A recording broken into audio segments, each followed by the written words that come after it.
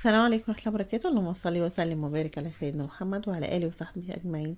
أفضل الصلاة وأتم التسليم. يا رب تكونوا جميعا بخير وفي أتم صحة وأحسن حال. يجعل سعادة الدنيا والأرض من بين إيديكم، اللهم آمين يا رب العالمين. زي ما انتم شايفين كده معنا حلة مية كده يا دوبك كده بدأت تغلي. نزلت بفرخة طبعا مغسولة ومتنضفة ومنقوعة في محلول النقع اللي احنا متعودين عليه ومتصفية كويس. تمام. نحط بقى الحاجات بتاعتها كده اللي بتظبط الدنيا كده، طماطمايه مفتوحة وبصلتين 3 كده على حسب ما انت حابة، يعني يا تقطعيهم خالص يا اما تحطيهم كده يعني يفضل تفتحي فيهم فتحات كبيرة، لان البصل مع الفراخ البيضة الفراخ البيضة طبعا هتستوي بسرعة قبليه يعني. تمام. ونحط كده بقى البهارات بتاعتنا. الفراخ قلنا بتختلف عن اللحمة خالص، الفراخ بتعوز تاخد ملحها وتوابلها من الاول، علشان لحمها بيبقى عادب دلع كده، لازم يتضبط كده ويشرب توابله من التوابل بتاعته من الاول. تمام. في بطاطس هناك مقشرينها، دي ملهاش علاقة بالشوربة خالص، يعني في الشوربة بتاعت الطيور مش بحط فيها بطاطس. كام فص حبهان كده على ورقتين لوري كده، وحبة ملح وحبة فلفل اسمر، وهنغطي عليهم كده، نوري الغطا عليهم ونسيبهم بقى ياخدوا ويدوا مع بعض كده لحد ما تستوي خالص. انا بحبها تبقى مستويه كويس قوي علشان الصدر يكون ناعم شويه، لان دايما الصدر بتاع الفرخه بيكون خشن. تمام. دعوة من قلب بقى لاخواتنا كده واهلنا كلك في فلسطين، ربنا ينصرهم ويجمع شملهم على خير ويرد لهم ارضهم باذن الله. صينية صغيرة كده، هنعمل طبق بطاطس واحد كده، أصغر صينية عندك أو طاسة أو أي حاجة كده، يعني حتى لو طبق ألمونيا. تمام.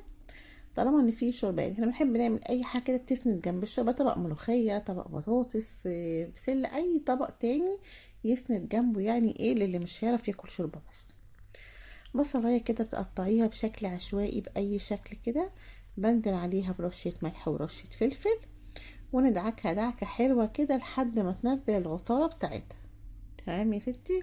لايك بقى وشيل القناة كده وكومنت حلو يشجعني. لو انتي اول مرة تخشي عندي القناة، اضغطي على جرس الكل عشان يوصلك مني كل جديد ان شاء الله.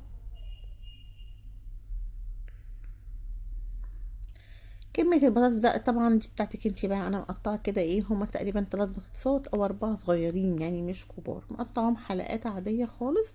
هنزل بيهم كده وهقلبهم برضك في البصل اللي اتبل دوت معاه او اللي اتبخر. نقلبهم تقليبة حلوة كده. شايفة عاملة كمية قليلة جدا. الجو بدأ يحرر يا جماعة، وفي العادي انتوا اتعودتوا معايا ان احنا ولادي مش بياكلوا الاكل البيت، فانا يعني الحاجة بتتعمل بكميات كويسة، يعني قليلة كده، بحيث ان ما يفضلش منها. لا اله الا انت سبحانك اني كنت من الظالمين. هنا بقى طبعا في الاوقات اللي هي بتبقى عايزه تخلصي نفسك، يعني هنا انا كنت بادئه الاكل متاخر، فطبعا بستسهل ان يكون لو في حاجه هنا في الفريزر بطلعها. عندي طماطم متفرزه، فرحت مطلعه كده الكيس، اخدت منه قطع على قد طبق البطاطس دوت، رحت حطاها عليها كده. وهنا بقى يا اما تحطي ميه مغليه طالما ان الصلصه عندك متجمده، يا اما تحطي عندك شوربه طالما في شوربه موجود. طب في شوربه، بما ان في شوربه موجوده، هاخد من الشوربه ازود بيها البطاطس علشان تستوي براحتها، وبتبقى في نفس الوقت متطعمه بشوربه الفراخ. هي شوربه طبيعيه عندك بقى، لا هنحط مرقه ولا اي حاجه، يعني هي الشوربه مطعمه نفسها.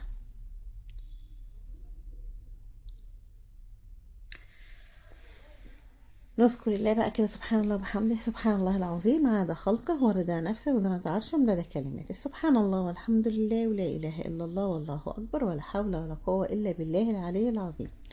دايما كده بفكركم وبفكر نفسي معاكم ان احنا لازم نذكر الله ونستغفر ونسبح. وقلنا مهما تكوني انتي، والله العظيم حتى لو انتي عايشة كده في صحراء لوحدك كده، لا بتشوفي حد ولا حد بيشوفك، فغصب عنك بيبقى في ذنوب احنا بنعملها من غير ما ناخد بالنا. فدايما خلي لسانك كده يلزم الاستغفار، يعني استغفار كتير على قد ما تقدر.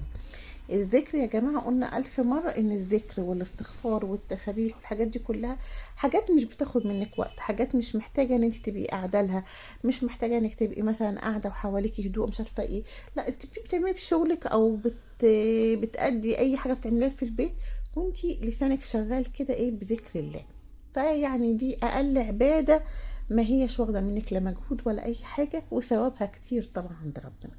وطبعا ما ننساش ان احنا كل يوم كده واحنا قايمين كده، اول ما بتقومي من النوم كده ايه، وبعد ما تحمدي ربنا ان انت قمتي والحمد لله كده ايه بصحه وسلام، انك يعني تحطي اليوم النهارده كده، تقولي اليوم دوت لوجه الله، كل خدمه بخدمها لولادي في بيتي لاجل الله، كل خطوه هخطيها يا ربي اجعلها كده ايه من لوجهك الكريم، فتؤجري عليها.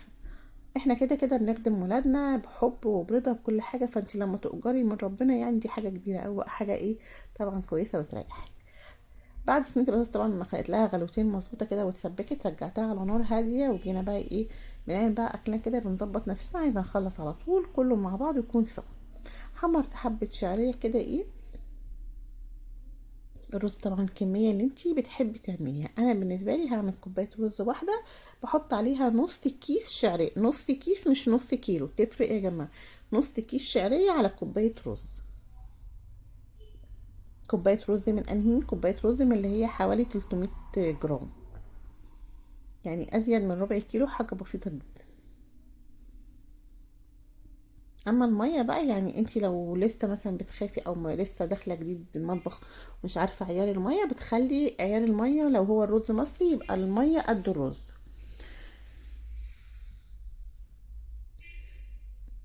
كنت غاسله الرز بتاعي طبعا مصفياه وركناه، لان الشعريه مش بتتحمل، يعني احنا قلنا قبل كده الشعريه يا دوبك اول ما تولعي عليها ما ينفعش تسيبيها وتروحي مكان تاني، لازم تقلبيها باستمرار، وعشان تديكي لون ذهبي حلو لازم تكون النار بتاعتك هاديه. اما لسان العصفور بتبقى روحه طويله شويه، الرز المفلفل برضك لما بناخد حبه رز نحمرهم برضك روحه طويله طويله طويله، يعني لأبعد المدى بتفضلي تقلبي فيه مثلا فتره طويله. هنا بقى كده بنشوح الرز في الشعرية علشان حبات الرز معاكي تفضل مفرفرة وحلوة، لا هينشف منك ولا هيعمل قعر ولا هيبقى معجن ولا اي حاجة. ويفضل لو انتي طبعا عندك مية مغلية في كاتل في براد اي حاجة يعني. عايزه اقولك انت ممكن تستغلي الشوربه وتسقيه شوربه لو انت متاكده ان الرز هيتاكل على وقتها مش هيفضل منه، فهيبقى برضك طالع معاكي حبه رز مفلفلين وزي الفل وطعمين يتاكلوا حاف. بس انا بالنسبه لي يعني برضك خوفا من يفضل رز ولا حاجه، فبروح عاملاه ايه بميه وخلاص، انا بغلي ميه في البراد في ريحي عادي خالص وباخد منها احط.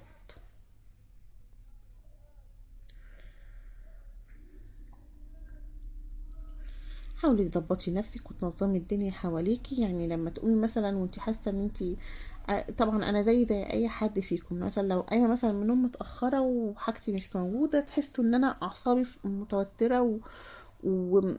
اعصابي بايظه لوحدها بدون ما حد يستعجلني، يعني انا مش حته ان في حد فوق دماغك مستعجلك، لا، هي طبيعة في البني آدم كده يعني، واحدة بتختلف عن واحدة، يعني ممكن واحدة تشتغل بهدوء مش عارفة ايه، واحدة يبقى قلبها حامي شوية هتخلص بسرعة هتنجز.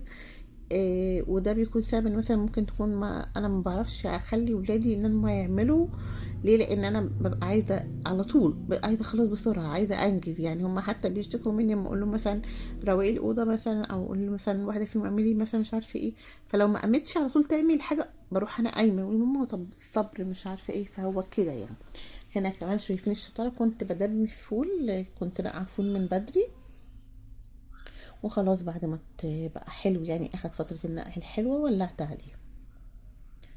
خلاص خلصت كل حاجة، وكنت هنا بقى ايه خلاص دخلت صينية البطاطس في الفرن بقى ايه تتلدن مع نفسها كده عشان تطلع لي كده بطعم وريحة حلوة قوي.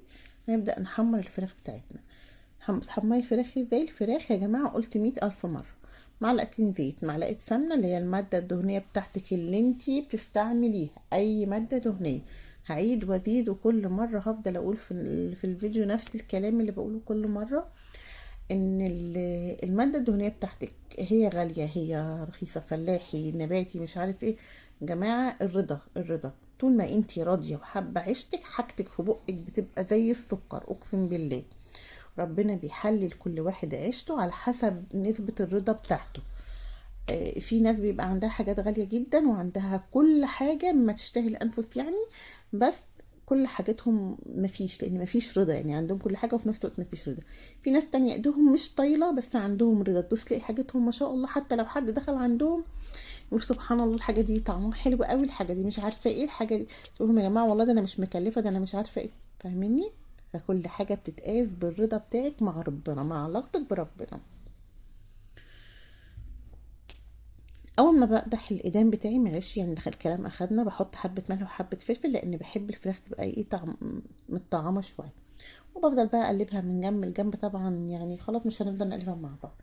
قلت هنا بقى ايه، يعني كنت خلصت اكلي كله، وقلت على بال ما جوزي يجي كنت مطلعه وش لبن من الفريزر اللي انا بحوشه يعني بتاع اللبن. فقلت ايه، نلفه مع بعض بالمره كده وهو ساقع. طيب هو لو هو ساقع وايدك هتقدر تتحمله، يعني ساقع نص سقعيه كده، هدوس تلاقيه لف معاكي بسم الله ما شاء الله بسرعه. ما عملتوش بمضرب ليه، ما عملتوش في عجان ليه الاول؟ هما كانوا يعني كميه قليله، مش مستاهله ان اوسخ العجان واطلعه عليه وكده. حاجه تانية قلت يعني ايه برضك لناس كتير يعني بيبقى عندها حبه صغيره وعايزه تعملهم مثلا، نفسها تعمل مثلا الطبخة مثلا وهي مستعجلة كده، هتحط فيها ريحة السمنة البلدي أو كده، فبتقول مثلا ما بتلفش مني، ما بتعملش، فبتطلع كلها بتتهدر مني على النار. فأنا بحب ألفها دايما بإيدي قدامكم حتى لما بعمل كميات كبيرة. شايفين هنا، شايفين أنا هنا ما وقفتش الفيديو، ما ريحتوش، ممكن أكون بسرعه لكن ما وقفتوش. مع التقليب شكل القشطة بيبدأ يتغير لحد هنا ما وصل لشكل بقى، هنا بدأت الزبدة تبان، هنا بدأ يبقى زبدة، بس لسه برضك ما خلصناش. طيب هيبقى امتى بقى؟ لما تحسي بقى خلاص ان هو بدأ ينزل كده اللبن اللي هو اسمه الخض. يعني الفلاحين طبعا هم اضرب المسميات والحاجات دي، فهو اسمه اللبن الخض اللي هو بيطلع من الزبدة بعد ما بنخضها كده وبنضربها. شايفين؟ كل ما هتلميها وتضغطي عليها هتبصي تلاقي نزل منها اللي هو اللبن الخض ده. طب اللبن الخض ده الاستعمال ده ليه 100,000 استعمال. مش ممكن تعملي منه كيك، ممكن تعملي منه رقاق، ممكن تعملي منه عيش، ممكن تعملي منه قرص. حلو جدا في المعجنات. ممكن تاخديه تحطيه في المش، طبعا لما تحطي فيه شطه وملح تحطيه في المش لو انتي يعني عندك بلاص او برطمان بتحبي الحاجات دي. حاجة تانية برضك بيستعمل في ايه اللبن الخض، بعد ما بتسيح السمنة خالص. بس عايزة اقول لكم هنا ايه، اركز معاكم في الخطوات. بعد ما الزبدة بدأت تبان ولفتها كده، بجيب حبة مية ساقعة من التلاجة كده لو قدرتي، يعني لو ايدك هتتحمل، او حبة تلج على حسب. هتبص تلاقيها لمت معاكي على طول. شايفين بدأت الكورة لفت كلها على بعضها. بتلفيها بقى كويس وتعصريها عصرة كويسة بحيث انتي تنزلي كل السوائل اللي فيها.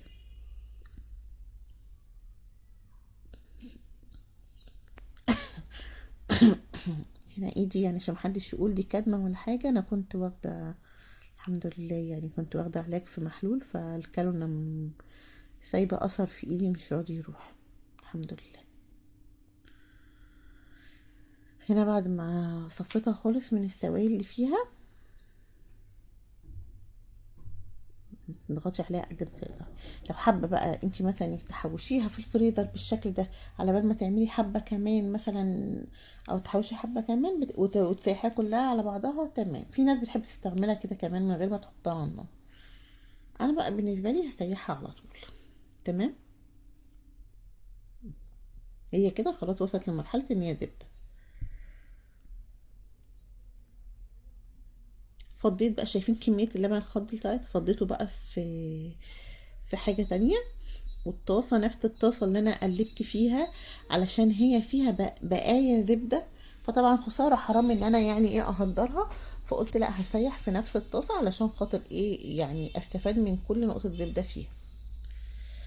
طيب هنا انا واقفة قدامها فانا حطاها على نار عالية. طيب لو انت اتحركتي معلش بعد اذنك خليها على نار شمعة علشان ما تحرقش منك، لان ايه، الزبده دي عامله زي اللبن كده، لما تبقي واقفه قدامه وخلاص قرب يغلي تفضلي واقفه مش راضي يفور. اول ما تتحركي يا دوبك كده لمح البصر تبص تلاقيه فرب على البوتاجاز وبهدل الدنيا. لا ده بقى مش هتفور، ده هتتحرق يا حبيبتي، فاحنا ايه مش هنضحي بيها ونحرقها. بنعلي النار وبنقف نقلبها كده ايه واحنا واخدين بالنا ومركزين معاها. هنا حطيت حوالي ربع معلقه دقيق علشان تنملي بسرعه، وهحط بردك نطره ملح بسيطه. ايه فايدة الدقيق؟ فايدة الدقيق ان هي بتلم في الاخر اللي هي الرواسب اللي بتطلع من الزبدة كده، اللي هي في الاخر احنا بنقول عليها مرطة، بتركنها على جنب لوحدها. غير ان طبعا انا طالما لفاها كويس وعصراها من السواد مش هتاخد معاكي 5 دقايق على النار. في ناس بتقول طب وليه تعب القلب واحطها على النار كده مرة واحدة من الاول وخلاص، هتاخد معاكي نار الدنيا والاخرة، وهتهدري من كمية السمنة، لان هتفضل سايبة كده ايه كتل في الاخر، لا هي ناعمة ولا هي هتطلع مرطة ولا هي هتطلع ايه، ولا هي طلعت لك سمنة، طلع لك حوالي معلقتين 3 وخلاص. لكن الطريقة دي انك تلفيها وتطلعي اللبن الخض لوحده استفدتي بيه في حاجة، وطلعتي الزبدة لوحدها هتشتغلي منها، بتطلع كمية زبدة حلوة محترمة مهما تكون قليلة.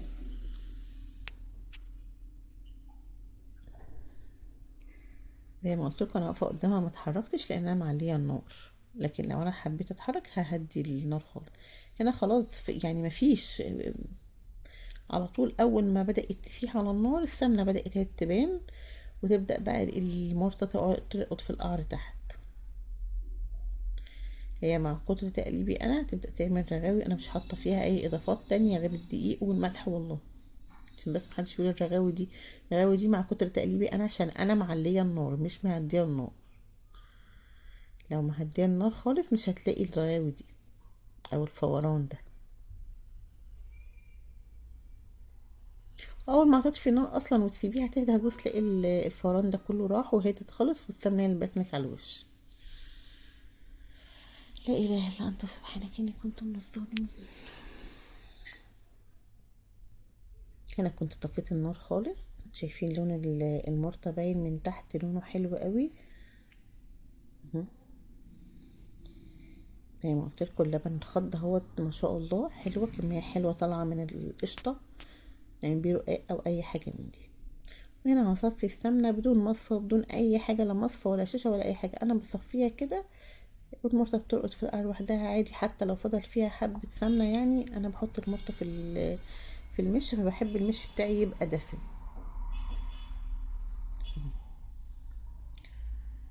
قلت لكم ان انا في استخدام تاني للبن الخض، ان انا ممكن هنا بقى لو انا عايزه اكل مرطه فلاحي زي بتاعت الفلاحين اللي هي بتبقى حلوه كده وعامله زي الكريم كده، اللي هي اللهم صل على سيدنا محمد، أنا بيتوه مني الكلام والله يا جماعه. بتحطي عليها حبه لبن خض وتسيحيها على النار، على نار هاديه وتظبطي ملحها. شفتوا بقى التكه بتاعت اهلنا بتاعت زمان. هنا انا طالما في وقت قدام جوزي او ولادي بلف الاكل في حاجه كده ايه عشان يفضل محتفظ بسخونيته. بعد ما حمرت الفرخة رشيت رشة ملح وفلفل تانية في ورقة الفويل، ورحت كمراها كده ورحت لفاها جوه فوطة في لفة كويسة، علشان يبقى اللحم بتاعها مملح ومظبوط كده ومتبخر كده بالملح والفلفل. شايفين هي لسه مدخنة لسه سخنة مولعة، مش متحملاها وانا بقطعها، لان طبعا لفتها في ورقة الفويل وحطها في قلب الفوطة. خلاص كنا بدأنا بقى هنا نحضر بقى غدانا. عرفت الشوربة بقى، وهنطلع صينية البطاطس وحبة الرز اللي بشعرية المفرفرين اللي عملناهم مع بعض. عايزة اقول لكم حبة البطاطس ما شاء الله يعني طعمهم في حتة تانية خالص يعني. كل ما كمية الاكل بتبقى قليلة كل ما بيبقى طعمها حلو قوي وبيبقى لها طعم وريحة غير اي اكل تاني. اتمنى يكون الفيديو عجبكم، متنسونيش من لايك وشير وكومنت حلو يشجعني، ومعدنا معاكم الفيديو الجاي باذن الله. السلام عليكم ورحمة الله وبركاته.